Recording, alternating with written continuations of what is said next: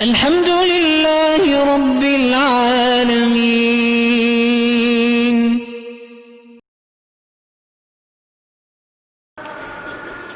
شادی کے بعد 6 سال ہو گئے ہیں، اولاد نہیں ہے.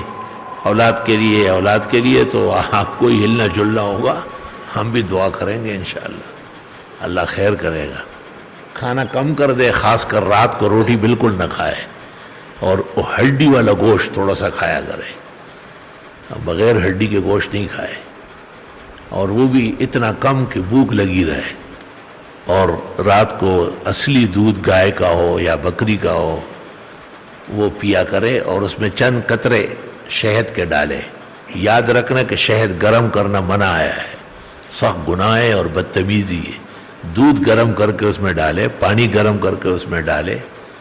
کبھی کبھی نہار منہ صبح 1 یا 2 انڈے گرم چائے میں ڈالے زردی سمیت، اور اس کو ہلائے جلائے، اور وہ بسم اللہ پڑھ کر اللہ سے خیر و عافیت و صحت و اولاد مانگ کے کھا لے پی لے.